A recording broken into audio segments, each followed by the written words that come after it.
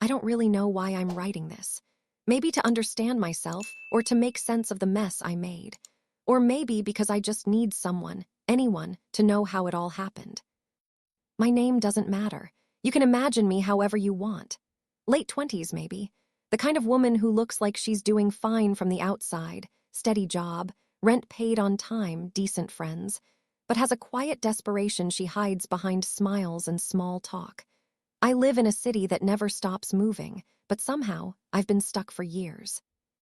When I met Daniel, I was 26 and exhausted by dating apps, by half-hearted connections that fizzled after a few drinks or a few texts. He was older, 32, maybe, and had this calm, patient energy that made me feel safe. We met through work, not intentionally, just one of those overlap things where two people end up in the same orbit for too long until it feels like fate. He was married. I didn't know at first. I swear I didn't. The ring came off when he was traveling for work, and the wife was better as a friend, and all those quiet explanations that slide down so easily when you want to believe them. By the time I found out, I was already in too deep. He had this way of speaking softly, like every word was meant for me alone. He'd listen, really listen, when I talked about my life, my fears, my family that barely called anymore. He made me feel like I mattered. That's the thing people never tell you about infidelity. It doesn't start with lust. It starts with being seen. Our first kiss happened on a Thursday. We were at a client dinner, too many glasses of wine, a cab ride that went too long. When it happened, I didn't stop him. I remember the moment right after when the world seemed to hold its breath. I knew it was wrong. I also knew I'd do it again. For months, we lived in this strange half-world.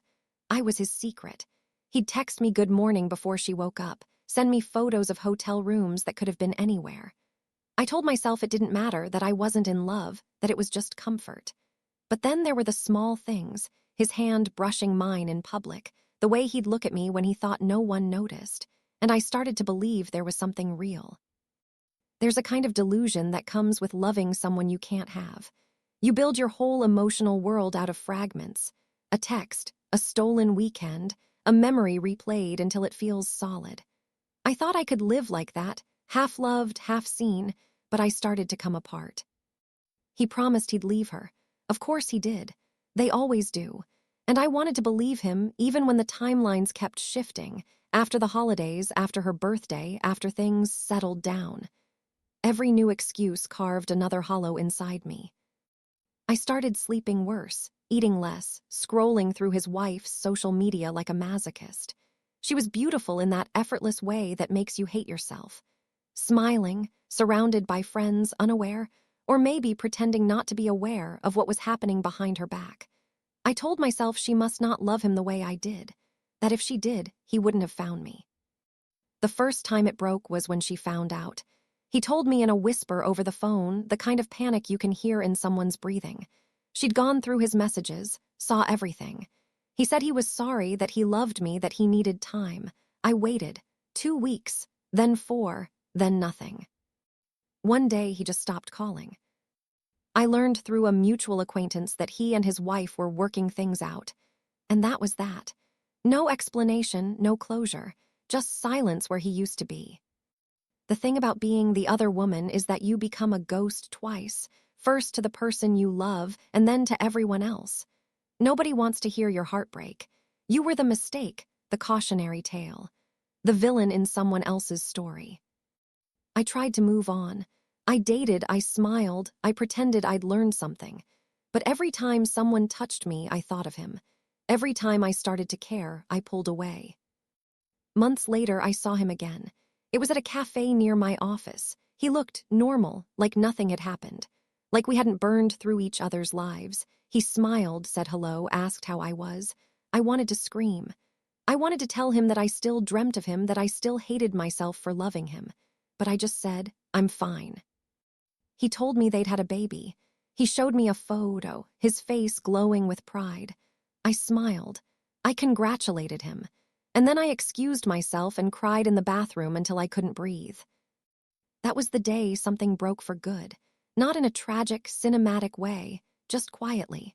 I realized I wasn't crying for him anymore. I was crying for me. For the years I spent waiting for someone who had already chosen someone else. For the girl who thought love meant self-erasure. For the woman who'd mistaken secrecy for intimacy. It took me a long time to forgive myself, to stop rewriting the story in my head, trying to make it noble or tragic or meaningful.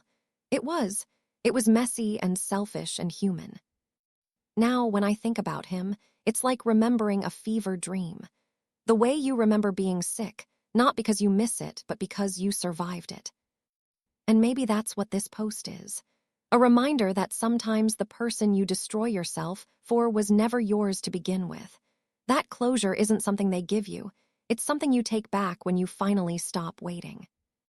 So yeah, he cheated, I helped him, we both lost something, but I found something too. Myself, maybe, or at least the beginning of her. After that day in the cafe, I disappeared for a while. Not from the world exactly, but from myself. I stopped doing the things that made me feel like me. I stopped painting. I stopped writing. I even stopped listening to the playlists I used to love because every song felt contaminated by him somehow. I wasn't heartbroken in the dramatic way people imagine. It was quieter, duller. Like being underwater for too long, numb and heavy, just trying to remember what breathing felt like. People think the hardest part of being left is the moment it happens, but that's not true. The hardest part comes later, when you realize the person who once occupied every corner of your mind now exists only as a ghost that flickers in and out of your days. I'd wake up some mornings and think about texting him just to say I was okay, even though that was a lie. But I never did. I knew he'd moved on. That baby changed everything. I was a secret, and secrets don't get remembered once the story resets. I started therapy around then. My therapist was this middle-aged woman named Karina who wore cardigans and always smelled faintly of vanilla. She never judged, not even when I told her the worst parts. The waiting, the lies, the way I became addicted to being wanted by someone who wasn't mine. I told her how alive I'd felt in those moments and how empty I felt now. She said something I've never forgotten. You confused intensity with intimacy. They're not the same thing. That line stayed with me for months. It echoed in my head when I'd scroll through dating apps and swipe left on everyone, when I'd start to feel that itch to chase something that burned fast and bright. I realized I didn't know how to exist in calmness. Stillness scared me because it left room for the thoughts I tried to outrun. A year later, I met Alex. It wasn't like with Daniel. There was no electricity, no forbidden rush. Alex was kind, in that steady, unassuming way that felt foreign at first. He worked in architecture, loved hiking, and made terrible coffee but excellent pancakes. When he asked me out, I said yes mostly because I wanted to see if I could still say yes. For months, it felt like learning a new language. He was transparent, almost painfully so.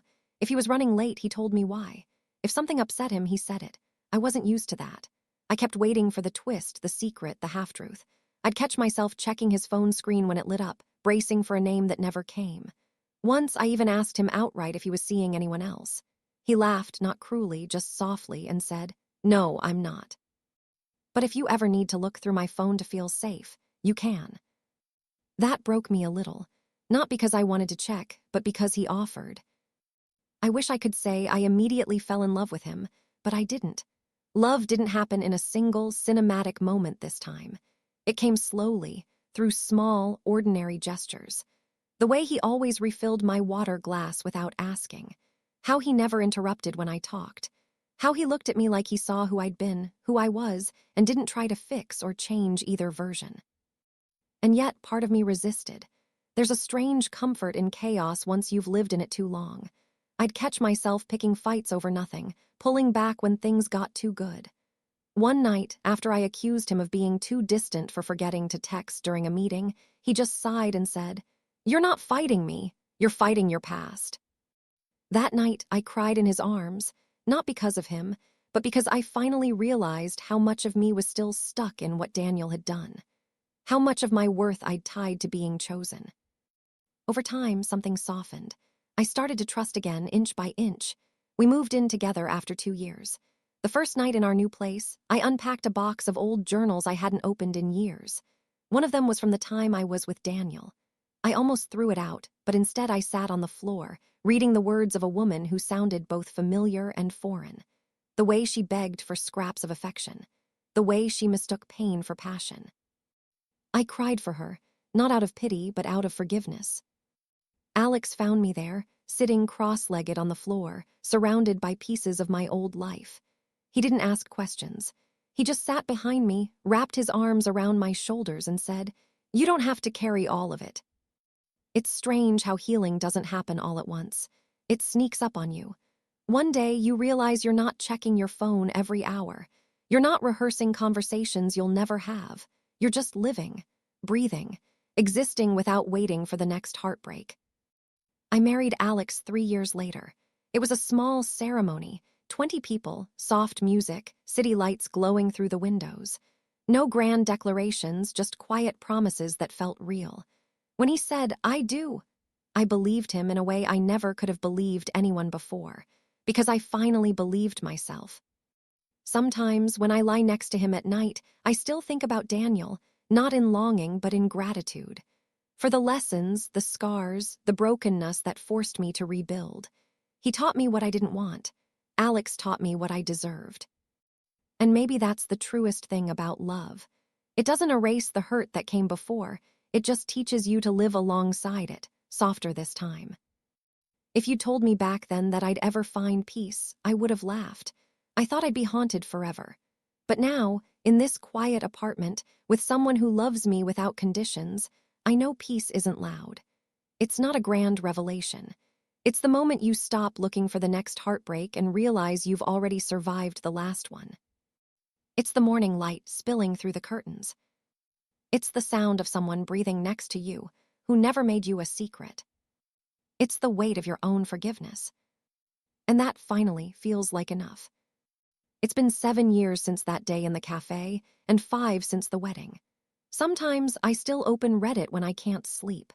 I scroll through the relationship threads, the confessions, the heartbreaks, the raw honesty that only anonymity allows, and I see echoes of myself everywhere. The late-night posts written between tears, the ones begging strangers for advice, the ones where people try to make sense of the inexplicable. How love can turn into something unrecognizable, how someone you trusted can become a stranger overnight. It always starts the same way. I don't know who else to tell this to. And even though I don't comment anymore, I remember, I feel it, the ache behind the words, the quiet panic of realizing your reality has cracked in two. I used to think that once I healed, I'd stop relating to those stories. But healing doesn't erase empathy, it deepens it. Sometimes, when Alex is asleep beside me, I'll reread old posts, mine included. I actually wrote one years ago, right after Daniel left. I titled it "He Chose Her," and I don't know how to keep breathing. It got hundreds of comments, most of them kind, some judgmental, all from people trying to make sense of something they hadn't lived. At the time, I thought I'd never survive it. But now, I look at that girl who wrote those words, and I want to reach through the screen, hold her face in my hands, and tell her, "You will." Because the truth is, most heartbreak doesn't kill you. It transforms you. It forces you to tear down everything you thought you knew about yourself and rebuild, piece by piece, until the reflection in the mirror looks like someone stronger, wiser, and eventually, at peace. I remember when Daniel reached out a couple of years ago. It was a random Tuesday afternoon. I was working from home when my phone buzzed with an unknown number. I almost didn't answer, but curiosity won. His voice hadn't changed. He asked how I was, said he'd seen a photo of me online through a mutual friend, and that I looked happy. He said he thought about me sometimes, wondered what would have happened if things had been different. I felt nothing, not anger, not sadness, just a kind of calm, quiet detachment. The version of me who once would have crumbled at his voice was gone. I told him I was doing well, that I was married now, and that I hoped he was too. There was a pause. Then he said, almost softly, "You sound like you really mean that." And I did. After we hung up, I sat in silence for a while, staring out the window at the city below. There was no shaking, no tears, just a deep sense of closure I hadn't realized I'd still been waiting for. Not because I needed him to say anything, but because I finally didn't need him at all. That night, I told Alex about the call. He just nodded, asked if I was okay, and when I said yes, he smiled and said, "Then I'm glad." That's the kind of man he is, secure enough to let my past exist without feeling threatened by it. Over the years, our marriage has been imperfect but honest. There are arguments, quiet nights, moments where life feels heavy. But there's never been lies. Never the sharp, aching uncertainty that used to define love for me. I think that's the difference between passion and peace. One burns, the other builds. Sometimes I wonder what I'd tell the people who post on those forums now, those women writing their heartbreak into the void the same way I once did. I'd tell them that pain has a purpose, even when it doesn't make sense. That you can lose someone and still find yourself. That sometimes being broken isn't the end of your story, it's the beginning of finally living honestly. A few weeks ago, I started writing again. Not about him or even about love, but about rediscovery. About how sometimes the greatest act of love is choosing yourself, fully, after years of being someone else's secret. I think that's why I'm writing this now. Maybe someone will read it at 3 in the morning, like I used to, clutching their phone, trying to understand how to move forward after being betrayed. Maybe she'll see herself in my words. If that's you, if you're reading this with your heart cracked open and your trust in pieces, I want you to know something. You are not unlovable because of what someone did to you. Their betrayal is not a reflection of your worth. You will rebuild. You will laugh again deeply one day when you least expect it. And one morning, you'll wake up beside someone, or maybe alone, and realize that peace has finally replaced the ache. That you've stopped waiting for apologies, for closure, for someone else to define you. You'll make your own closure. You'll forgive, not for them, but for yourself. And then, one quiet morning, you'll look in the mirror and realize you're free. I know because I did. I used to think love had to hurt to feel real. Now I know love is the quiet certainty that you're safe. It's the soft laughter over breakfast. It's being known completely and still chosen, not in secret, but out loud. Maybe that's all I ever wanted. And maybe, after everything, that's what I finally found. I think what surprises me most, sitting here tonight with a glass of wine and the city humming outside my window, is how quiet healing actually is. You imagine it as this cinematic thing, tears in the rain, grand moments of realization, maybe even a montage of rediscovery. But it's not like that. It's smaller, softer. It's the sound of the kettle boiling in the morning when you realize you didn't think of him for the first time in months. It's laughing at something stupid your coworker said and realizing you didn't have to force it. It's walking home alone on a cool evening and not feeling lonely, just present. There was a time when I didn't think I'd ever get here. I used to replay every word, every lie, every version of him that I had tried to love. I'd scroll through photos until my eyes burned. I'd wake up at 2 a.m., heart racing, convinced I could somehow rewrite the past if I just thought about it hard enough. That's the part no one tells you, that heartbreak isn't one big explosion. It's 1,000 small echoes that follow you everywhere until, eventually, they fade. I spent years trying to understand why he did it, why he chose someone else, why I wasn't enough. I twisted myself into explanations that made him kinder and me smaller. But none of it made sense until one day it just didn't have to anymore. Some people betray you because they can't face themselves. Some people leave because staying would mean growing up. And some people just aren't capable of the love you were offering. That realization didn't come all at once. It was gradual, like the way light creeps across a room in the morning, slow, steady, inevitable. I started to see that the woman I was back then deserved better than the kind of love that asked her to beg for crumbs. And once you see that, truly see it, there's no going back. Sometimes I still think about the younger version of me, the girl who thought love was supposed to be dramatic, painful, consuming. She'd laugh at the idea of this life I have now, quiet, steady, maybe even boring by her standards. But it's real, and it's mine. I met someone new a while ago, not in a whirlwind or some cinematic twist of fate, just a simple, ordinary meeting at a friend's dinner party. He asked about my work. He listened. He didn't make me feel like I had to earn his attention. For the first time, love didn't feel like walking on a tightrope.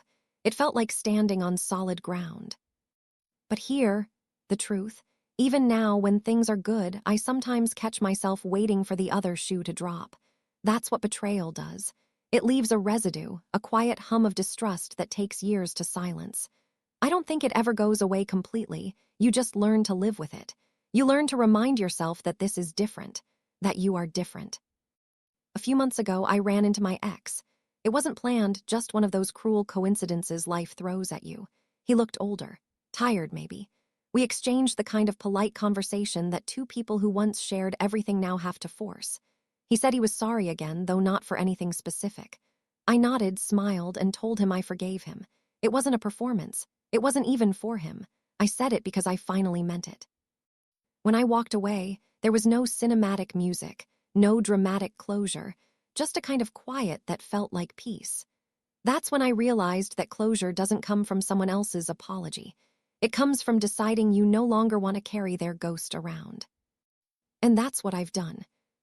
Sometimes, on nights like this, I'll open my old journals, the ones filled with letters I never sent, apologies I never received, promises I never should have believed. I read them not to mourn, but to remember how far I've come. That version of me, desperate, heartbroken, afraid, she got me here. She kept going when it felt impossible. She built this life I now get to live. If you had told me back then that I would sit here one day, content, writing about it like a distant memory, I wouldn't have believed you. But that's the beauty of time, it does what you can't. It softens, reshapes, heals. So if someone's reading this, maybe at 2 a.m., trying to figure out how to move on after being betrayed, I want you to know something. You will not be broken forever. You will not feel like this forever. The version of you who is crying right now will not be the same person a year from now. You will grow into someone who can look back and be proud that she survived it. One day, love will find you again, or maybe you'll find it within yourself. It won't feel like it used to. It'll be quieter, steadier, kinder. It won't demand all your oxygen just to keep burning. It'll feel like breathing. And when that day comes, you'll understand that what you went through wasn't for nothing. It was a beginning disguised as an ending. That's where I am now, not in some fairy tale, not in a perfect life, but in an honest one. I still have scars, and maybe I always will. But they don't define me anymore. They remind me that I lived, that I loved, that I lost and kept going anyway. So here's my story one last time. I was broken. I healed. I learned that love doesn't have to hurt. And I learned that even when it does, you can come back from it stronger, softer, and still open to the world. And maybe that's the most beautiful kind of ending there, is not the one where you get everything you thought you wanted, but the one where you finally become the person you were always meant to be.